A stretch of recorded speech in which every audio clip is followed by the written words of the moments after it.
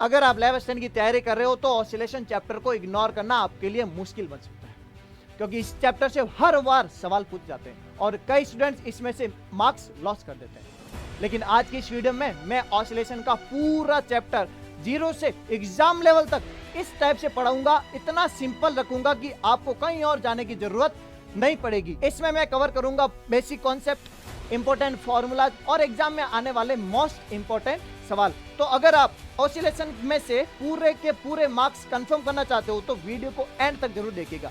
तो स्वागत है आपका एक बार फिर से जय एकेडमी के शानदार प्लेटफॉर्म पर, जहां पर आपका सिलेक्शन हमारी जिम्मेदारी है। तो इस चैप्टर की बात करने वाले ऑसिलेशन में क्या क्या रहने वाला है, क्या क्या एक वन शॉट में मैं कम से कम समय में कोशिश करूंगा कि आपका पूरा कॉन्सेप्ट इस वीडियो के अंदर कंप्लीट हो जाए। तो सबसे पहले बात करते हैं आवर्त गति क्या होती है, व्हाट इज पीरियडिक मोशन। तो सबसे पहले बात करते हैं आवर्त गति क्या होती है। आवर्त गति होती है किसी भी पिंड की किसी फिक्स एक्सिस के चारों ओर की पूरी गति क्या कहलाती है, आपकी आवर्त गति। तो जो गति समान समय अंतराल के बाद दोहराई जाए आवर्त गति कहलाती है। जैसे पृथ्वी सूर्य के चारों ओर घूमती है, चंद्रमा पृथ्वी के चारों ओर घूमता है, ये पूरी गति क्या कहलाती है, आवर्त गति। लेकिन आवर्त गति के बाद एक और गति आती है जिसको बोलते हैं दोलन। दोलन क्या होता है, आपने घड़ी देखी होगी, घड़ी का जो नीचे वाला पेंडुलम होता है वो क्या करता है, एक फिक्स एक्सिस के चारों ओर, अगर ये मान लो ये पेंडुलम है तो फिक्स एक्सिस के चारों ओर क्या करता है, गति करता है।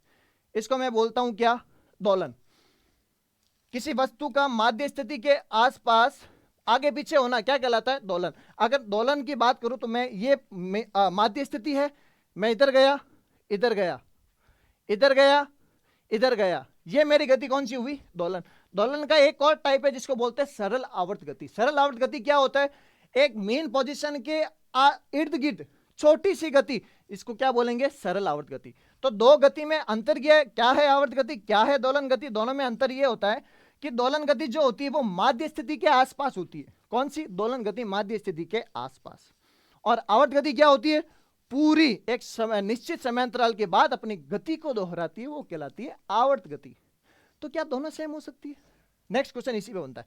क्या प्रत्येक दोलन गति आवर्त गति होती है, क्या प्रत्येक दोलन गति आवर्त गति होती है, नहीं, क्योंकि दोलन निश्चित समय बाद दोहराया जाता है। तो क्या प्रत्येक आवर्त गति दोलन होती, क्या प्रत्येक आवर्त गति दोलन गति होती है, नहीं। क्यों नहीं होती, क्योंकि एक कॉन्सेप्ट है वृत्तीय गति का, वृत्तीय गति आवर्त तो है बट दोलन गति नहीं है। नेक्स्ट बात करते हैं, नेक्स्ट अपना कॉन्सेप्ट है माध्य स्थिति। क्या होती है सर, माध्य स्थिति वह स्थिति होती है जहां पर रिस्टोरिंग फोर्स यानी पुनर्स्थापन बल जीरो होता है। रिस्टोरिंग फोर्स की बात करूं तो मैं ये माध्य स्थिति है, एक कण इधर गया इधर आया इधर गया इधर आया, इसको बोलते हैं एक चक्कर कंप्लीट होना। जैसे पृथ्वी सूर्य की चारों ओर एक चक्कर लगाती है, सिमिलरली माध्य स्थिति क्या होती है, जहां पर उसका पुनर्स्थापन बल जीरो होता है, रिस्टोरिंग फोर्स बोलते हैं इसको। नेक्स्ट बात करते हैं चरम स्थिति। क्या होती है, जहां पर उसका चरम स्थिति मतलब उसका मैक्सिमम डिस्प्लेसमेंट होगा, ज्यादा से ज्यादा विस्थापन होगा। अगर बात करना चाहूं मैं एक छोटे से एग्जांपल की ओर, मान लो ये मेरी मेन स्थिति है, पहले मेरा कण इधर गया फिर वापस इधर आया फिर वापस इधर गया और फिर वापस इधर आया। तो ये जो मेरी स्थिति है ये तो मेरी है माध्य स्थिति, ढंग से समझना, मेन पोजीशन। और यहां से जितना अधिकतम विस्थापित हुआ है इसको बोलेंगे अपन चरम स्थिति। कौन सी स्थिति, चरम यानी एक्सट्रीम पोजीशन। तो क्या ये भी चरम स्थिति है, बिल्कुल है, ये भी चरम स्थिति है। चरम यानी एक्सट्रीम, जहां पर उस पार्टिकल का डिस्प्लेसमेंट यानी विस्थापन अधिकतम हो, यहां पर भी अधिकतम विस्थापन है, यहां पर भी अधिकतम विस्थापन है। नेक्स्ट बात करते हैं पुनर्स्थापन बल क्या है, रिस्टोरिंग फोर्स क्या होता है। ये जब पार्टिकल इधर गया अधिकतम विस्थापन पर तो इसको वापस जो खींच रहा है, अपनी ओर खींच रहा है, उसको बोलते हैं रिस्टोरिंग फोर्स यानी पुनर्स्थापन बल। नहीं समझ आ रहा है, नॉर्मल सा समझना। मैंने क्या किया, एक स्प्रिंग थी उस पर एक पत्थर बांधा, स्प्रिंग थी एक जगह से फिक्स किया, पत्थर को छोड़ एक जगह से फिक्स किया, मैंने उस स्प्रिंग को खींचा। तो जैसे मैंने इस टाइप से इस साइड खींचा, स्प्रिंग कहां जाना चाहेगी, इस साइड, खींचा इस साइड, वापस अपने वस्तु अपनी पुनर्स्थिति पर जाना चाहता है। तो जो स्थिति में लाने का बल काम करता है उसको बोलते हैं पुनर्स्थापन बल यानी रिस्टोरिंग फोर्स। वह बल जो वस्तु को माध्य स्थिति की ओर खींचता है क्या कहलाता है, पुनर्स्थापन बल। नेक्स्ट बात करते हैं किस दिशा में लगता है। अगर ऑब्जेक्ट इधर जा रहा है तो इसको अपोजिट डायरेक्शन में, हमेशा विस्थापन की विपरीत। ये सबसे मेन इंपॉर्टेंट लाइन है, ढंग से समझना है इसको। सरल आवर्त गति क्या है, एसएचएम क्या है। अब देखो, वह दोलन जिसमें पुनर्स्थापन बल विस्थापन के, यहां से कॉन्सेप्ट धीरे धीरे धीरे धीरे ऊपर चढ़ेगा। तो वह दोलन गति जिसमें पुनर्स्थापन बल रीस्टोरिंग फोर्स विस्थापन के डायरेक्टली प्रोपोर्शनल होता है, क्या कहलाता है, सरल आवर्त गति। नेक्स्ट बात करें सरल आवर्त गति की गणितीय शर्त क्या, अभी मैंने लिखा F proportional to minus x. दिमाग में क्वेश्चन आता है माइनस क्या है, माइनस क्या रिप्रेजेंट करता है कि वस्तु जा रही है इधर और बल लग रहा है इधर, अपोजिट डायरेक्शन के लिए क्या लगा रहे हैं अपन, माइनस। सरल आवर्त गति का मूल समीकरण F बराबर माइनस के एक्स, याद रखना इसको, F बराबर माइनस के एक्स। F क्या है, रिस्टोरिंग फोर्स, X क्या है, डिस्प्लेसमेंट, K इज कांस्टेंट। ऋणात्मक चिन्ह क्या दर्शाता है कि यह बल विपरीत दिशा में क्या करता है, आपका काम करता है, यह बल विपरीत दिशा में कार्य करता है। त्वरण किससे संबंधित होता है, त्वरण का सूत्र होता है सबसे पहले A बराबर minus omega square x. X क्या होता है, विस्थापन, ओमेगा क्या होता है, कोणीय वेग। कैसे होता है, कैसे नहीं होता है, अभी बता देता हूं। Omega is equals to root k by m. कहां से आता है, धीरे धीरे धीरे धीरे समझते जाएंगे। अभी आपको इस समीकरण को याद रखना है। डायरेक्ट सवाल आता है इस ग्राफ में कि एक्सेलरेशन और डिस्प्लेसमेंट का ग्राफ किस टाइप से होगा। सरल आवर्त गति बनने की मुख्य शर्त क्या है कि पुनर्स्थापन बल विस्थापन के समानुपाती होना चाहिए। विस्थापन अधिकतम कहां होता है, आपने देखा ही था कि विस्थापन, यहां पर एग्जांपल लिया था मैंने, यहां और यहां पर गया था, चरम स्थिति पर उसका मैक्सिमम डिस्प्लेसमेंट होता है। वेरी वेरी इंपॉर्टेंट, याद रखना इसको। माध्य स्थिति पर विस्थापन कितना, तो जब ये पार्टिकल यहां से लगाकर ये माध्य स्थिति पर आया, वापस इधर आया, तो विस्थापन कितना, शून्य, मतलब जीरो, डिस्प्लेसमेंट जीरो। वापस अगर इधर आया तो इसका डिस्प्लेसमेंट मैक्सिमम, और मैक्सिमम कब होता है, अधिकतम कब होता है, चरम स्थिति पर फिर वापस जाएगा माध्य स्थिति पर। 4 राउंड हो रहे इसके, एक तो वहां जाने में, एक वापस माध्य स्थिति पर, एक चरम पर, फिर माध्य स्थिति पर। आवर्त काल में ये चीजें काम आएगी, आगे समझना। वेग अधिकतम कहां होता है, माध्य स्थिति पर। क्यों होता है, अभी समझाता हूं। एक फॉर्मूला होता है v का, अभी बताते हैं। चरम स्थिति पर वेग शून्य क्यों होता है, मैक्सिमम चरम स्थिति पर वेग कितना, जीरो। वेग जीरो होता है तभी तो वो आगे जाना बंद कर देता है। और वो वेग जीरो कब होगा, अधिकतम स्थिति, और अधिकतम स्थिति पर वो क्या कहलाती है, चरम स्थिति कहलाती है। यहां पर याद रखना v कितना होता है, जीरो। एक यहां जीरो होता है, एक यहां जीरो होता है। तो यहां पर कितना होता है सर, v यहां होता है अधिकतम यानी मैक्सिमम। सारी चीजें ढंग से समझते जाना। त्वरण अधिकतम कहां होता है, त्वरण अधिकतम होता है चरम स्थिति पर। मैक्सिमम डिस्प्लेसमेंट पर क्या होता है, एक्सेलरेशन ज्यादा होता है। चरम स्थिति पर वेग शून्य क्यों होता है, क्योंकि बताया था अगर वेग जीरो नहीं होगा तो वो तो आगे चला जाएगा, रुकेगा तभी तो वापस आएगा। नेक्स्ट, माध्य स्थिति पर त्वरण शून्य क्यों होता है, त्वरण शून्य होता है क्योंकि विस्थापन शून्य होता है। अभी बताया मैंने, a बराबर माइनस ओमेगा स्क्वायर एक्स, और जब विस्थापन है जीरो तो त्वरण शून्य। सरल आवर्त गति में त्वरण विपरीत क्यों होता है, अभी बताया, a बराबर माइनस ओमेगा स्क्वायर एक्स। अगर आप उसको उधर डिस्प्लेस करोगे त्वरण इस साइड लगेगा। वेग और विस्थापन का संबंध वेरी वेरी इंपॉर्टेंट। क्या v बराबर omega root of a square minus x square. a क्या है, ढंग से समझना, एक बार समझाएंगे। a होता है आपका आयाम, यानी अधिकतम विस्थापन को आयाम बोलते हैं। यह है आपका विस्थापन, ये अधिकतम विस्थापन यानी आयाम, ये है कोणीय वेग। Very very important. अधिकतम वेग का सूत्र क्या है, अधिकतम वेग x0 a ओमेगा। होता कहां है सर, ये सोचिए, x0 कहां होता है, माध्य स्थिति पर, माध्य स्थिति पर। अधिकतम त्वरण का सूत्र क्या है, अधिकतम त्वरण x कितना हो जाएगा, a। आवर्तकाल क्या होता है, आवर्तकाल क्या होता है, एक पूरा चक्कर कंप्लीट करने में लगा समय, पृथ्वी को सूरज के चारों घूमने में पूरा चक्कर करने में लगा समय क्या कहलाता है, आवर्तकाल। आवर्ती क्या होता है, एक सेकंड में नंबर ऑफ ऑसिलेशन पर सेकंड, एक सेकंड में कितना ऑसिलेट हुआ है वो कहलाता है आपकी आवृत्ति यानी फ्रीक्वेंसी। मात्रक क्या है, हर्ज। Very very important. आवर्तकाल और आवर्ती में संबंध दोनों के व्युत्क्रमानुपाती होते हैं। कौन है आवृत्ति क्या होती है, एंगुलर फ्रीक्वेंसी, याद रखना 2 पाई एफ। डायरेक्ट सूत्र आ जाता है, अगर आप डायरेक्ट सूत्र याद किया डायरेक्ट सूत्र आ जाता है। या 2 पाई एफ को लिखता हूं 1/t, तो आपका सूत्र बन जाएगा ओमेगा बराबर 2 पाई बाई टी। नेक्स्ट बात करते हैं, कोणीय आवृत्ति का मात्रक क्या है।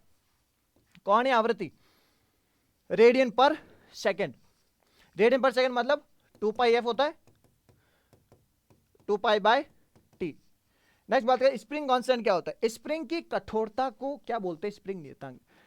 हर टाइप की स्प्रिंग होती है, अपनी बाइक में भी स्प्रिंग लगी होती है, अपने पेन टुचक टुचक वाले पेन में भी क्या होती है, स्प्रिंग लगी होती है। सारे स्प्रिंग अलग अलग होती है, तो उसको डिफाइन करने के लिए कांस्टेंट बनाया गया जिसका नाम है स्प्रिंग नियतांक। नेक्स्ट बात करते हैं हुक का नियम क्या होता है कि बल विस्थापन के क्या होता है, समानुपाती होता है। अभी बताया था हुक के नियम का सूत्र क्या है, F बराबर माइनस के एक्स। किसने दिया था, हुक लॉ। डायरेक्ट पूछा जाता है निम्न में से कौन सा कथन हुक का नियम है। F बराबर माइनस के एस, F बराबर प्लस के एक्स, एक्स बराबर के एफ, ऐसा भी कुछ पूछ लिया जाता है, तो डायरेक्ट याद रखो F बराबर माइनस के एक्स। स्प्रिंग द्रव्यमान तंत्र सरल आवत गति क्यों करता है। स्प्रिंग मास सिस्टम, अभी मैंने बताया था स्प्रिंग से अगर मैं क्या करूं, एक मास ऐड कर दूं और उसको खींच के इस साइड में खींचूं तो क्या होगा, वो उस एक मेन पोजीशन के चारों इर्द गिर्द क्या करेगा, एसएचएम करेगा। इसी को अपन क्या बोलते हैं, एसएचएम। नेक्स्ट बात करते हैं स्प्रिंग आवर्तकाल का सूत्र 2 पाई रूट एम बाई के। डायरेक्ट सूत्र आता है, डायरेक्ट फॉर्मूला आता है। अगर आपने फॉर्मूला याद किया है तो डायरेक्ट आपका सवाल हो जाएगा। द्रव्यमान बढ़ाने पर आवर्तकाल क्यों बढ़ता है, क्योंकि उसका जड़त्व बढ़ता है। सूत्र होता है T is equal to 2 pi root m by k. M बढ़ाओगे टी बढ़ेगा। स्प्रिंग नियतांक बढ़ाने पर आवर्तकाल क्यों बढ़ता है, देखो के बढ़ाओगे के इनवर्सली टू टी, के बढ़ाओगे टी घटेगा, क्योंकि पुनर्स्थापन बल बढ़ता है, क्योंकि F बराबर माइनस के एक्स। के बढ़ाया, क्या बढ़ा आपका, F बढ़ा, कौन सा, रीस्टोरिंग फोर्स यानी पुनर्स्थापन बल। समानांतर स्प्रिंग में प्रभावी स्प्रिंग नियतांक कितना होता है, दो स्प्रिंग जोड़ ली मैंने समांतर में, क्या होगा K1 प्लस K2। वही स्प्रिंग को मैंने किस में जोड़ा, सीरीज में यानी श्रेणी क्रम में, तो श्रेणी क्रम में आपका हो जाएगा 1/K1 प्लस 1/K2। डायरेक्ट सूत्र किसके लिए, 1/K इक्विवेलेंट फॉर सीरीज के लिए। समांतर के लिए, पैरेलल के लिए ये मैं लिख देता हूं KP, यहां KS। नेक्स्ट बात करते हैं, अगर आपको इनकी पूरी PDF चाहिए और सारे इंपॉर्टेंट फॉर्मूला शीट चाहिए तो जल्दी से जाइए, ज्वाइन कीजिए टेलीग्राम चैनल पर, जहां पर आपको सारी चीजें लगभग क्या मिल रही है, फ्री मिल रही है, फ्री ऑफ कॉस्ट, मुफ्त मिल रही है। कहीं इतना फ्री कंटेंट नहीं मिल रहा है। और जब स्टार्ट की थी मैंने कि हाँ लैब असिस्टेंट की प्रिपरेशन करने वाले सारे बच्चों को मेरे को सपोर्ट करना है, टेलीग्राम चैनल इसीलिए आपके लिए विशेष बनाया ताकि आप अपनी तैयारी को बहुत अच्छे से क्या कर सको, पीक लेवल पर ले जा सको, जहां पर आपको सारी फॉर्मूला शीट मिल रहे हैं और मॉडल पेपर मिल रहे हैं, मॉक पेपर मिल रहे हैं, सब कुछ फ्री मिला। इस क्लास की PDF भी मैं कहां अपलोड करूंगा, कहां पे, टेलीग्राम पे।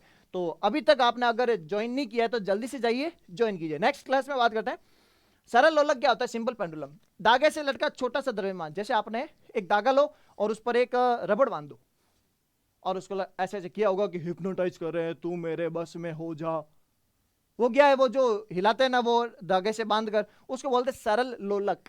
तो सरल लोलक आवर्त गति कब करता है, जब कोणीय विस्थापन छोटा हो, तब क्या करेगा, आवर्त गति, यानी आवर्त गति, वो भी कौन सी, सरल आवर्त गति। नेक्स्ट, लघु कोण शर्त क्यों आवश्यक है, क्योंकि थीटा बहुत ज्यादा कम होगा तभी तो साइन थीटा के बराबर होगा।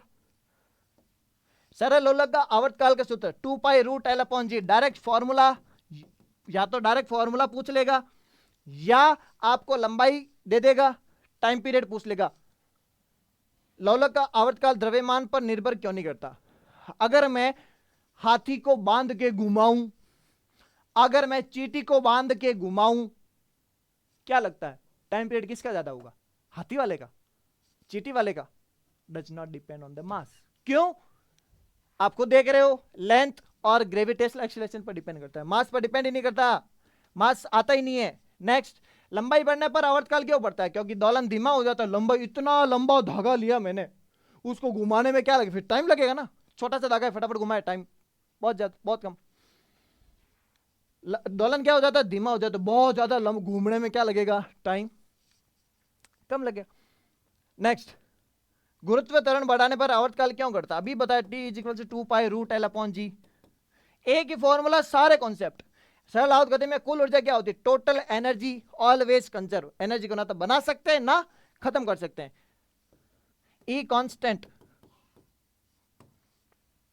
माध्य स्थिति पर गतिज ऊर्जा अधिकतम क्यों होती है, माध्य स्थिति पर गतिज ऊर्जा अधिकतम क्यों होती है, क्योंकि अगर गतिज ऊर्जा में आता है वी होता है अधिकतम या मैक्सिमम, अधिकतम होता है कहां पर, माध्य स्थिति पर, और चरम स्थिति पर v0, तभी तो वो वहां जाके रुकता है, वापस आता है, और माध्य स्थिति पर उसका वेग ज्यादा होता है, तभी तो वो वापस चरम स्थिति पर जाता है। स्थितिज ऊर्जा अधिक क्यों होती है, क्योंकि विस्थापन अधिक होता है। नेक्स्ट, कुल ऊर्जा का सूत्र क्या है, हाफ के ए स्क्वायर। कुल ऊर्जा ढंग से याद रखना, E बराबर half K A square. What is A, amplitude. What is K, constant यानी कांस्टेंट। ए इज एम्पलीट्यूड यानी आयाम। सरल आवर्त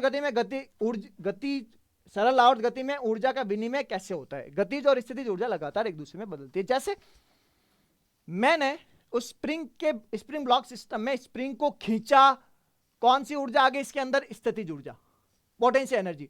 जैसे उसको छोड़ा, आगे एनर्जी आ गई, वो एनर्जी अब कहां जाएगी, जैसे मैं उसको छोड़ूंगा तो वापस इधर जाएगी, गति में बदलेगी, काइनेटिक एनर्जी में कन्वर्ट होगी। तो स्थितिज का गतिज में, गतिज का स्थितिज में, गतिज स्थिति, स्थितिज गतिज, एक दूसरे में रूपांतरित होती रहती है। फिर विस्थापन समय का ग्राफ साइनसोइडल कर्व होता है, x बराबर a sin ओमेगा टी। याद रखना ढंग से,